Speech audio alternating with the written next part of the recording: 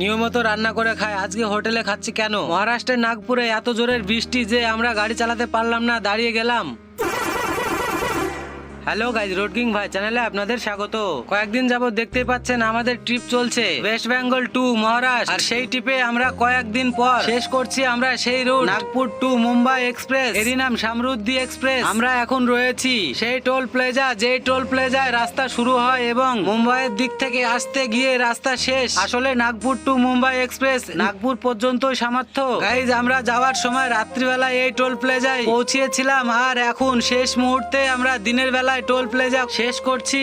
আসলে এখন টাইম বিকেল 5টা। আসলে এখান থেকে এই এক্সপ্রেস রোড শেষ করেই ন্যাশনাল হাইওয়ে ধরতে ধরতে অন্ধকার হয়ে যাবে। নাগপুর ঢোকার আগে একটি টোল রয়েছে, সেই টোলে আমরা দাঁড়িয়ে যাই। এত জোর বৃষ্টি লেগেছে যে গাড়ি চালানো যাচ্ছে না। আরো সাথে একটি প্রবলেম যে আমাদের ওয়াইপারটা কোনো রকম কাজ করছে না, আর সেই কারণে এখন আমাদের দাঁড়িয়ে যেতে হবে যতক্ষণ পর্যন্ত বৃষ্টি না থামছে। আসলে বন্ধুরা, আমাদের ওয়াইপারটি সমস্যা অনেকক্ষণ আগে থেকে হয়েছে, মানে দিনের বেলায় থেকে আমি লক্ষ্য করে দেখেছি ভাইপার চলছে না। এক্সপ্রেস রোডে কোন রকম দোকান এবং মিস্ত্রি না পাওয়ায় ভেবেছিলাম নাগপুরে কাজগুলো করিয়ে নেব, কিন্তু নাগপুর পৌঁছাতে পৌঁছাতে রাত্রি হয়ে যায়। রাত্রি 8টা থেকে রাত্রি 1টা পর্যন্ত বৃষ্টি হয়ে চলেছিল। রাত্রি 1টার সময় বৃষ্টি থেমে গেলে আমরা সেখান থেকে রওনা দিয়ে দিই। এই মুহূর্তে আমরা রয়েছি রায়পুরের কিছুটা আগেই। রাত্রিবেলা যে পরিমাণে বৃষ্টি হয়েছে, দিনের বেলায় তার দ্বিগুণ রোদ্দুরের টেম্পার বেড়ে চলেছে। অতিরিক্ত রোদ্দুরি হওয়ার জন্য আমরা গাড়ি চালাতে পারছি না, 20-30 কিলোমিটার করে চালিয়ে দাঁড়িয়ে যেতে হচ্ছে।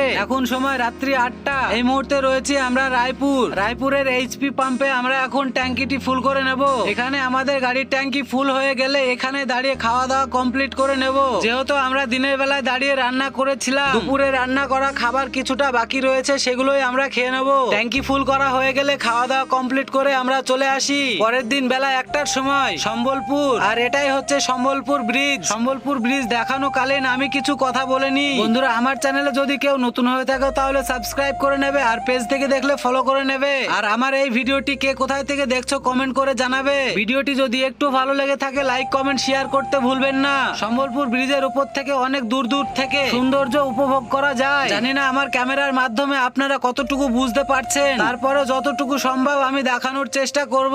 যেহেতু রানিং এ দেখাচ্ছি হয়তো বা কিছু মিসিং হয়ে যেতে পারে, তারপরে বন্ধুরা আপনাদের চেষ্টা করব সবগুলো ভালো করে দেখানোর। এই ব্রিজের উপর দিয়ে অনেক ড্রাইভার স্যারেরা যাতায়াত করে প্রতিনিয়ত।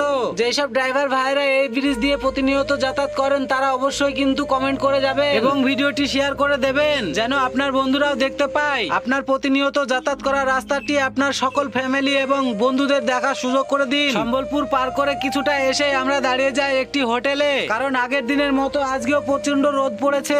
একটি বড় গাছের নিচে ছায়ায় গাড়িটি লাগিয়ে রাখলাম, যেহেতু আজকে রান্না করার সময় পাইনি, তাই হোটেলে স্নান দান সেরে নিয়ে খাওয়া দাওয়াটাও কমপ্লিট করে নেব। তারপরে একটু রোদ কমে গেলে আমরা বেরিয়ে পড়বো আবারও আমাদের খালি পয়েন্টের উদ্দেশ্যে। যেহেতু রান্না করব না, তাই আমাদের কাজ হলো এখন গাড়ির ভেতরটা পরিষ্কার করে নিয়ে আমরা স্নান করতে চলে যাব। স্নান কমপ্লিট করে নিয়ে ভাতের থালা নিয়ে বসে গেলাম খাওয়ার জন্য। বন্ধুরা, আজকের ভিডিওটি এই পর্যন্ত, বাকিটা দেখাবো পরের ভিডিও। সকলে ভালো থাকবেন, সুস্থ থাকবেন, ধন্যবাদ।